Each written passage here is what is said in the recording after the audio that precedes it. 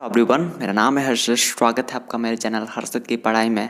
आज की इस वीडियो में मैं आप सभी लोगों से बात करने वाला हूँ कि जल्दी याद करने का क्या तरीका होता है।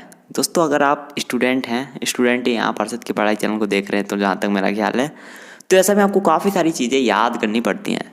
फॉर्मूलाज याद करने पड़ते होंगे, स्टोरीज याद करनी पड़ती होंगी, डेट्स याद करनी पड़ती होंगी।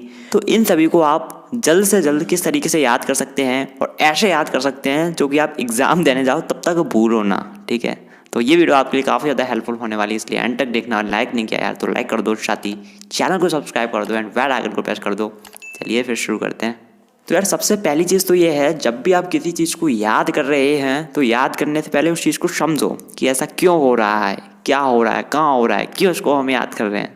ठीक है, रटने की कभी भी कोशिश मत करना, रट्टू तोता मत बनो। एग्जाम्पल देता हूँ आपको जो आप अच्छे समझ पाएंगे। अगर आप किसी टाइम बहुत ज़्यादा परेशान हो, आपका ब्रेकअप वगैरह हो गया कुछ, और आपको कोई ज़बरदस्ती पढ़ाई करवा रहा है, तो ऐसे में क्या आप पढ़ाई करोगे सच्चे दिल से?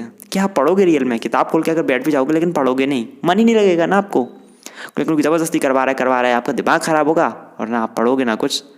फॉर्मेलिटी होगी, फिर सब कुछ पढ़ा रहा कुछ नहीं, बस खोले बैठे रहे ना। लेकिन अगर आप खुद अपने आप से पढ़ना चाहें कि अब मेरे को पढ़ना है यार, वरना मैं फेल हो जाऊंगा और मेरा करियर कैसे बनेगा अगर मैं पढ़ूंगा नहीं, है ना, तो आप खुद से पढ़ रहे होगे। उस टाइम आप जो चीज़ पढ़ रहे होगे वो आप अच्छे से याद कर रहे होगे, अच्छे से समझ रहे होगे, सब कुछ सही से पढ़ रहे होगे, क्योंकि आपसे कोई ज़बरदस्ती करवा नहीं रहा है।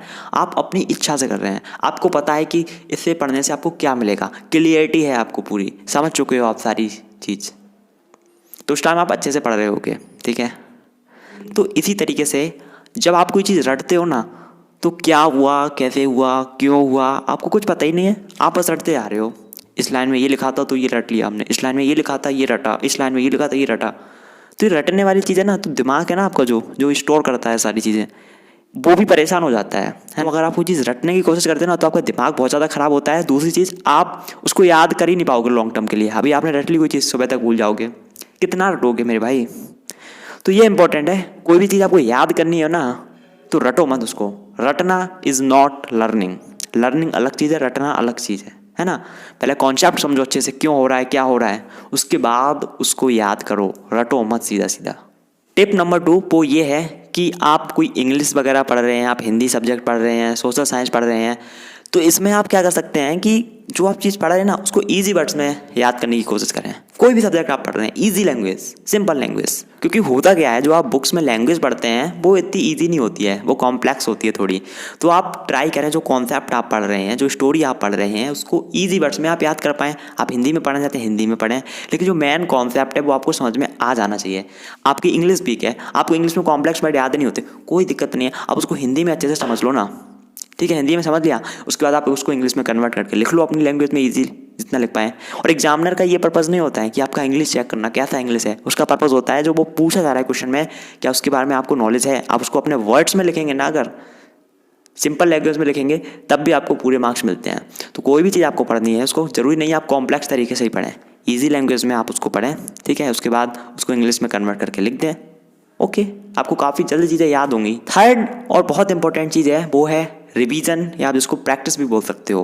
दोस्तों, आप कोई चीज़ एक बार में याद नहीं कर सकते। आपको कोई, मैंने एक चैप्टर आज पढ़ा दिया, जैसे मैंने आपको कोई, कल आप भूल जाओगे, आपको सब कुछ याद नहीं रहेगा। 10% रिटेन आप रख पाओगे सिर्फ।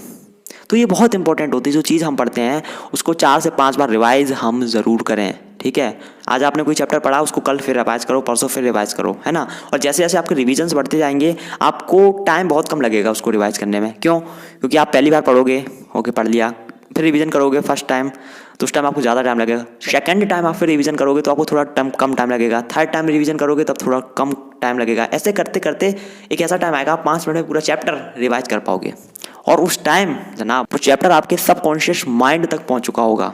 ठीक है, उस टाइम आप सो रहे होगे ना, तब भी आप आंसर दे दोगे उस चैप्टर से, अगर कुछ पूछा जाए तो ये इंपॉर्टेंट होता है। आप रिवीजन ज़रूर करें। बिना रिवीजन के आपने कोई चीज़ पढ़ी है, कोई सेंस नहीं है। एग्जाम देने जाओगे तब तक याद ही नहीं रहेगा। चौथी और बहुत इंपॉर्टेंट चीज़ मैं आपको बताऊँ, आप जो चीज़ पढ़ते हैं उसको ऐसे ना पढ़ें कि सिर्फ एग्जाम में लिख के आना है, उसको ऐसे पढ़ें कि आपको किसी को पढ़ाना है वो चीज़।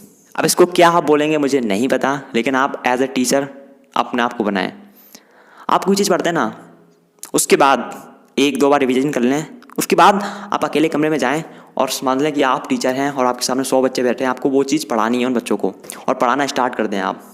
ठीक है। कॉपी है तो कॉपी पे पढ़ाना स्टार्ट करें, व्हाइट बोर्ड है तो व्हाइट बोर्ड पर लिख कर पढ़ाना स्टार्ट करें, वो आप एज अ टीचर ट्रीट करें अपने आप को।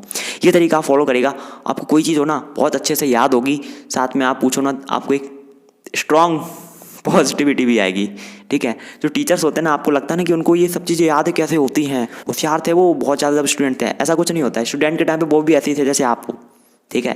लेकिन वो क्या, जब टीचर बन गए तो उनके ऊपर रिस्पॉन्सिबिलिटी आ गई, तो वो ने फिर एक कोई चैप्टर पढ़ा या कुछ भी पढ़ा, उसको आके स्कूल में पढ़ाया, वो चीज़ कोचिंग में पढ़ाया, वो चीज़ खुद से एक बार रिवाइज कर लिया, और हैं फिर अगले साल फिर वही चैप्टर पढ़ाया, फिर वही चैप्टर पढ़ाया, वो बार बार वही सिलेबस पढ़ाते रहते हैं। इस कारण से उनके माइंड में वो चीज़ अच्छी तरीके से स्टोर हो जाती है, सबकॉन्शियस माइंड में पूरा उनको सिलेबस जा रखा होता है। ठीक है, तो ये होता है। तो आप भी एज ए टीचर ट्रीट करें ना अपने आप को, कोई चीज़ पढ़ें उसको एक पढ़ाएं आप टीचर की तरह, तो आपके माइंड में भी काफ़ी अच्छे से वो चीज़ आएगी।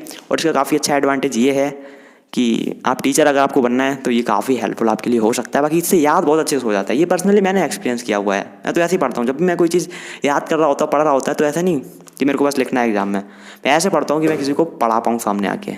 सारी चीज़ को आप फॉलो करिएगा, डेफिनेटली आप कोई भी चीज़ को अच्छे से जल्दी से याद कर पाओगे, और हमेशा आपको वो चीज़ याद भी रहेगी। अरे हमेशा नहीं तो एग्जाम तक तो याद रहेगी।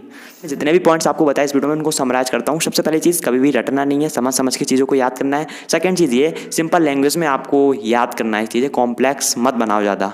थर्ड चीज़ ये है कि आपको बार बार रिवाइज करना है। और फोर्थ चीज़ ये है कि आप अपने आप को एज ए टीचर ट्रीट करें, एक बार वो चैप्टर पढ़ाएं ज़रूर खुद से किसी दूसरे को। ठीक है, सो आई होप ये वीडियो आपको पसंद आई होगी। अगर पसंद आई तो लाइक करें, साथ ही चैनल को सब्सक्राइब करें एंड बेल आइकन को प्रेस। मैं मिलता हूँ आपको अगली वीडियो में, तब तक ले जय हिंद।